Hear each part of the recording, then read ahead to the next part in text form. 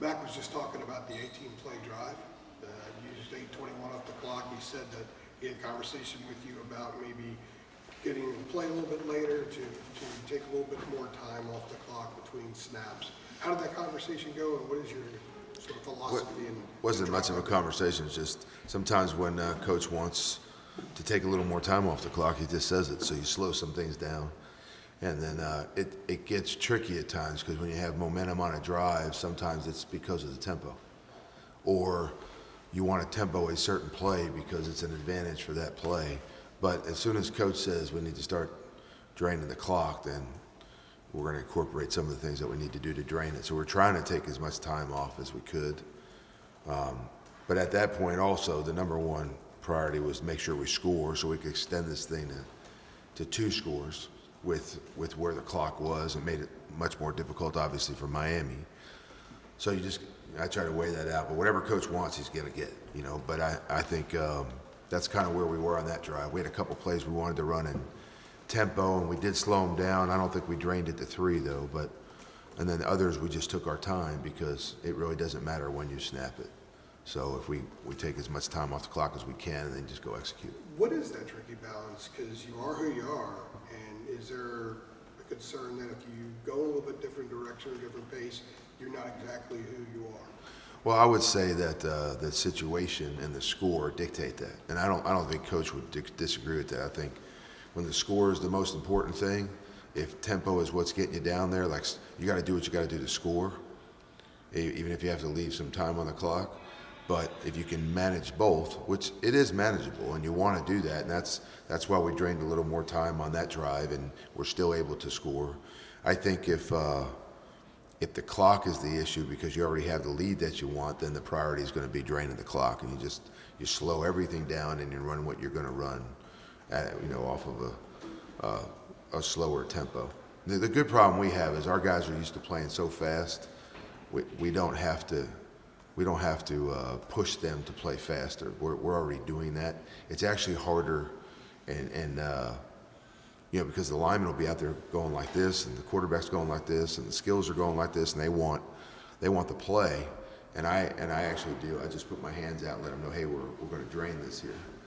So at least they get in that mode because they've been trained in practice every day to play this thing at a hair on fire tempo. And so when we got to drain the clock, we will. Final quick question on that. How pleased were you with the drive, 18 plays, using the time, especially at that point in the game, and the way you shrunk the end of the game by using as much time as you Well, we had a lot of long drives in the game. It wasn't one of the better field position games for us. We got the ball inside the 5, I think, 3 times. So I was pleased with the drive. I mean, you always want the perfect scenario. So would love to have taken more time off the clock and have scored a touchdown, right? So but it was a good drive for us. And I thought, one of the things we talked to our players about was it took some patience. We had to overcome some tough downs. We had to kind of take what they gave us. We didn't, usually a defense would love for you to get into a 14, 15, 17 play drive because the hope is you're going to commit a penalty or turn the ball over or make a mistake. It's hard to be that disciplined for that many plays without making a mistake. And so, the old bend but don't break philosophy on defense, if there really is one, is really predicated on trying to get you to screw this thing up. And so for us, our guys, for us to execute 17 plays and methodically move down the field and burn a lot of clock, which is what we really wanted there, and still score and extend it to 2 scores, that's a great drive for our offense. As a matter of fact, I think it was the best drive we had in the second half. Phil, you faced Mike Longo-led defense once before in the Orange Bowl a couple years ago. What similarities do you see between how that A&M team played and how Duke's team is playing so far? Well, a lot of similarities. It actually reminds me a lot of the Kevin Steele situation last week, right? We coached against Kevin Steele before, and what he's doing down at Miami is extremely similar, if not completely similar to what he's done when we've coached against him in other places. Actually, Coach Bicknell and I have coached against, this defensive coordinator. We coached against Coach Elko, who we have a lot of respect for, a number of times. So when we were at Ole Miss and then in the Orange Bowl here at North Carolina. So their defense is very similar. You know, the talent base is different. You know, they have different strengths at different positions than they did at A&M, but and as cliche as it sounds, it is a very, very well-coached defense. So Duke is not out of position a lot, you know, and it's a bright team. They're in position. They're lined up. They make their checks. You motion, and they handle it pretty well. You shift, and they handle it pretty well. You do some things in and out of the box, and they get into what they want to be in that formation with either signals or checks or whatnot. So they've got it down. I mean, they know what they're doing out there, and they don't. The weaknesses that we're trying to identify don't come from a massive amount of missed assignments or mistakes. You know, every scheme has weaknesses. I think the one unique thing with Duke is they're playing together right now. They got a number of guys back that have played together, even though it was in a different defense. And then I also think when they're in certain coverages and certain fronts, they have inherent weaknesses because all the schemes do, but they know what they are. You know, so if there's if the whole shot in cover two is a weakness in that coverage, it exists in anybody's cover two defense. But they're aware of what those weaknesses are, and that offenses tend to try to exploit or attack those areas, and they do a good job of defending some of their weaker areas. So it's just a well-coached team. They're well-techniqued, and personally, after watching them today, longer. After watching them yesterday, we watched them longer this morning. I actually think they cover ground pretty well. They trigger and they pursue fairly well. The angles are good and all from a coaching standpoint, but these guys play really hard. You know, they play hard. I mean, really hard, and I would say probably harder than we've seen them in the past. I think they play harder longer, and I think they run well, and I think they're a high-effort team. And so that's we're going to have to match that on Saturday.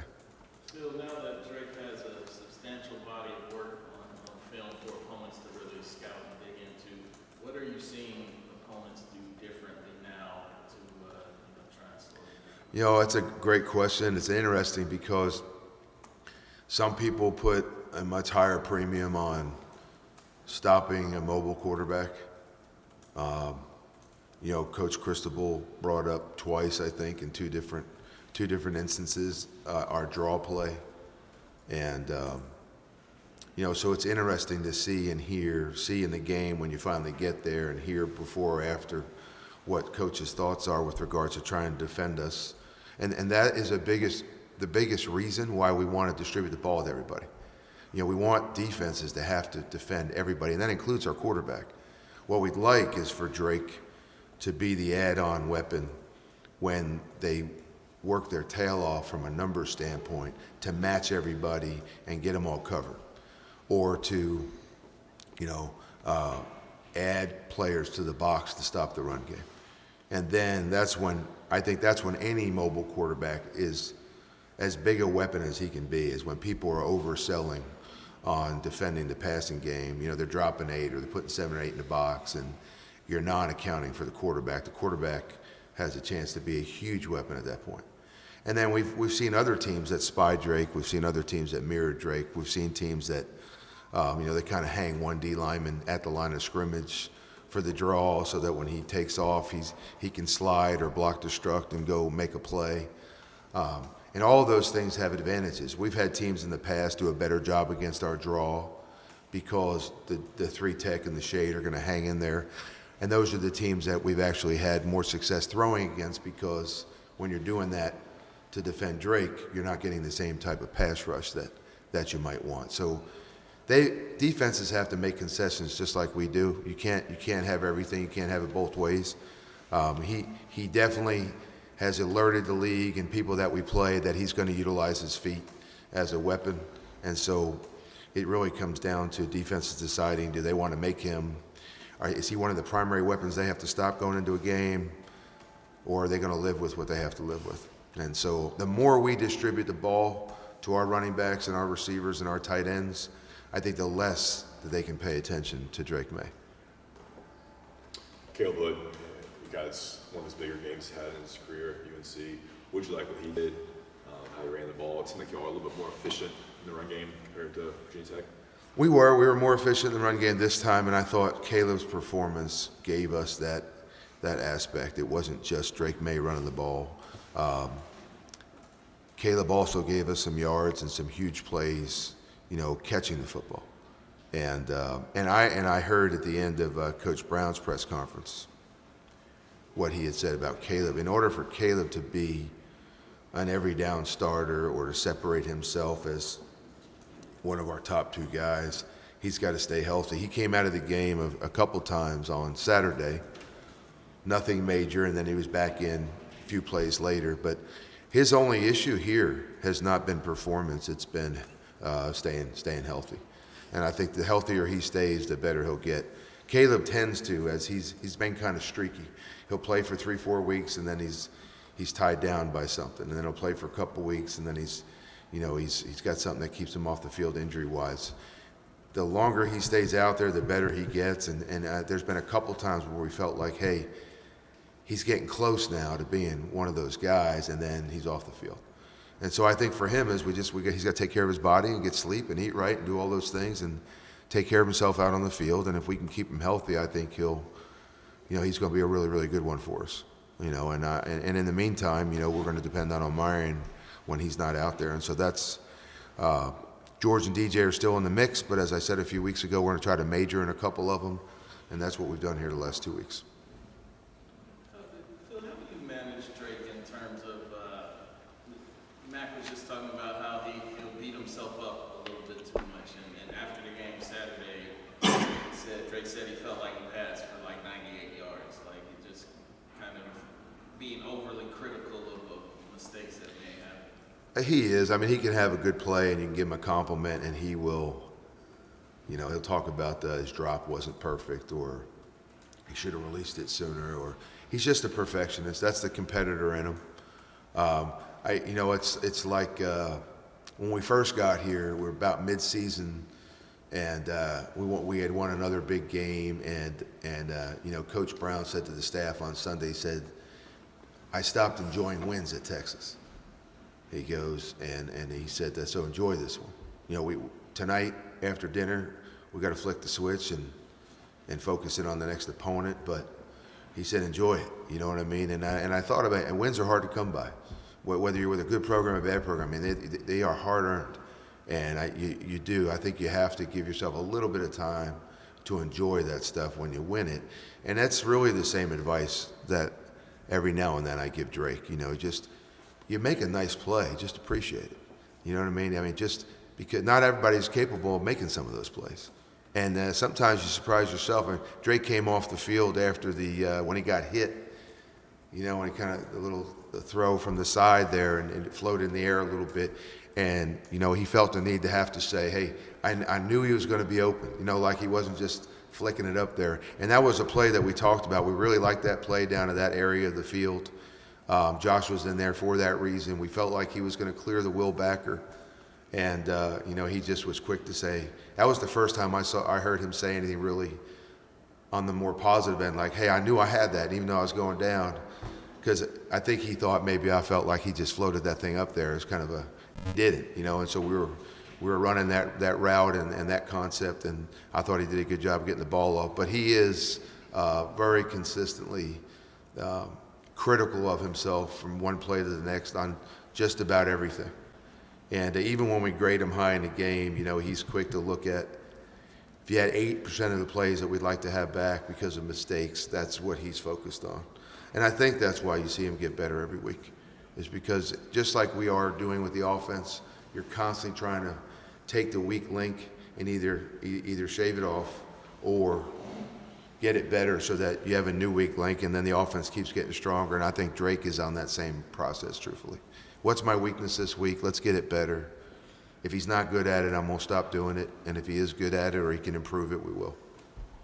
Phil, along those lines with Drake, I mean, did you get mad at him about either of those interceptions Saturday night? Because it looked like one time you were telling him, don't do that. You never want to turn the ball over. I think the conversation we had on the one that he threw to Bryson Nesbitt, if he lifts that thing a couple feet, it's the same throw he's made to hit Bryson Nesbitt on a complete in numerous other games. So it's actually a throw that he does a really good job of. It was a little low, and it gave the defender an opportunity to play, and it didn't get to Bryson. I mean, those are, you don't want them to happen, but there was nothing to yell at him for. I think the other one, I thought we just waited a little too long. The guard got backed up by the D lineman and was in his face, and I don't know if he could stick his foot in the ground and really trigger. We waited too long. The deep ball kind of outran our arm with the way the pocket was. And I think at that point, sometimes you just got to throw it away.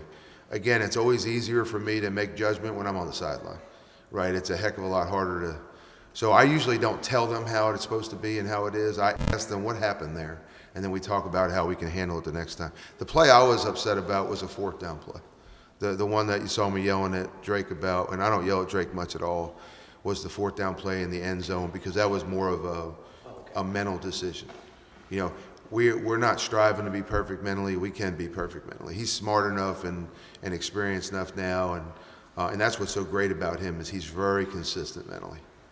And that was a rather surprising decision down there, and we wanted to do something different down there with that play, and we didn't, and it cost us points.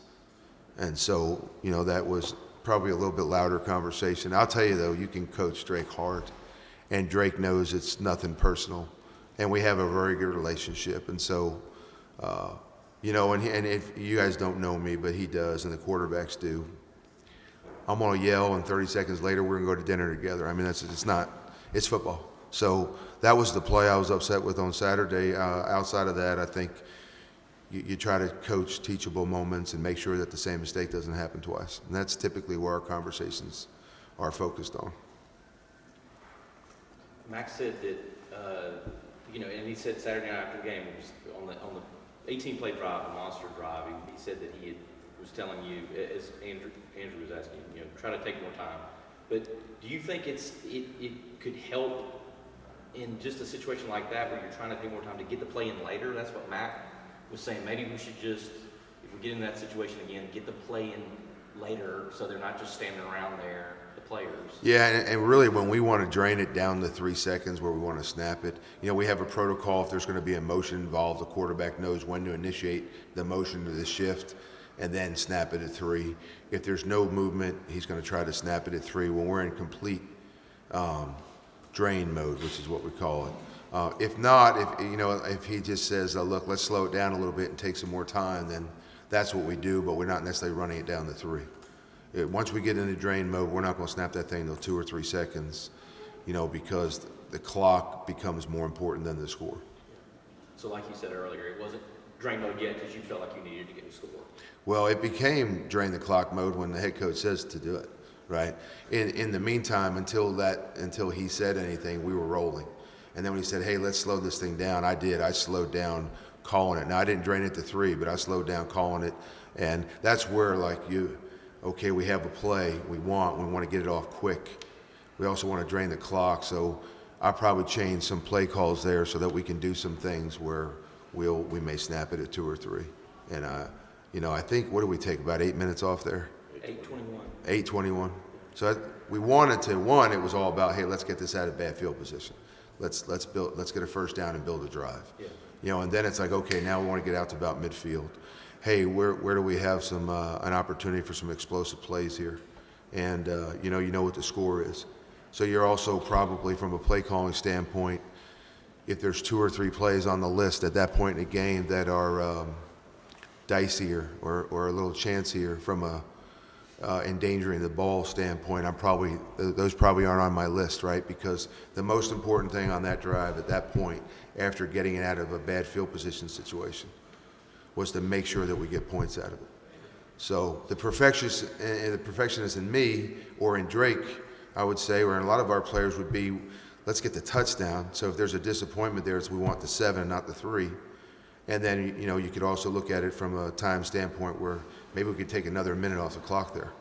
But that drive was about extending it to 2 scores and taking as much time off as we could.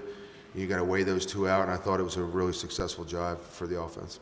I think you ran 12 times on that drive. How much was that a part of just using a little bit more time? The offense always has and always will be take what they give you, and that's what they gave us, and that's what we did. It really is.